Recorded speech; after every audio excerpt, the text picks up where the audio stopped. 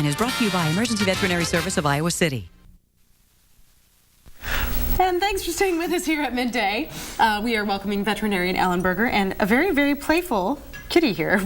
Tell us about them. That's Jett. Jett came into us, I don't know, he weighed considerably less than 1 pound when he first came into us. He had a very broken leg, and our rehab group is actually really awesome. It was a really bad break. It was old, but it was a front leg, and obviously it's fine. Good luck figuring out which one it is from watching him. We've got his x-rays on our Facebook site for Bright Eyes and Bushy Tails, but he's ready for a home. If you want to see some neat x-rays, and you can see him in a really elaborate splint, and as I said, our rehab group got him going great, and he needs a home. Yeah, and he's doing just fine. And then who do you have? This is Pulaski. Pulaski came into us with 2 broken back legs, and when you've got 1 broken back leg, obviously it's not great, but you can deal with it. When they're both broken, then that's harder to deal with. We did have to amputate 1.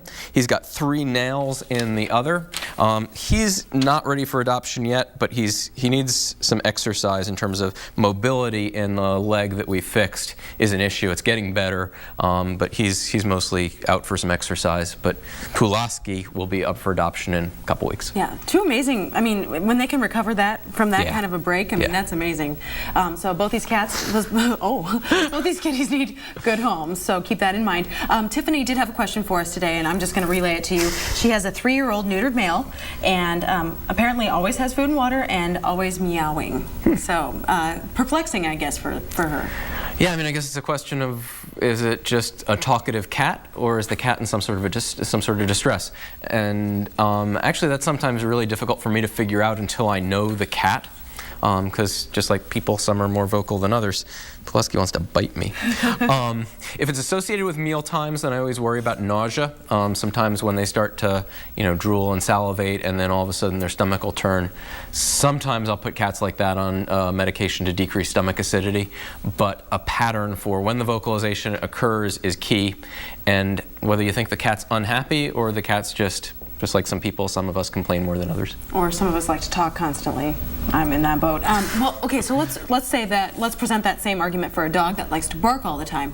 How do you counter that? Because I know I'm in that boat where I have a dog that just is very vocal. Yeah.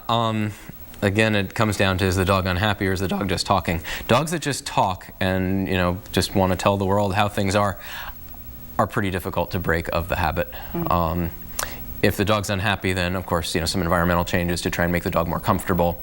Sometimes if you know what triggers it, then you can address it. But if it's just some dogs bark, some dogs are just chatty. Yeah. Okay, so where can you get Jett and? These guys are both at Bright Eyes and Bushy Tails Veterinary Hospital. Jett has a pretty cool video of his x-rays are on there, and then just his physical therapy, him walking and him slowly getting better over time. So Bright Eyes and Bushy Tails Veterinary Hospital in Iowa City. Okay. And as soon as we find somebody who wants him and can pay a small adoption fee, he's ready to go. Okay, well, sounds good. Veterinarian Allan Berger, thanks for joining us. I think it's time for us to wrap up. And coming up tomorrow, we will have a financial expert with some tips for the end of the year. Thanks.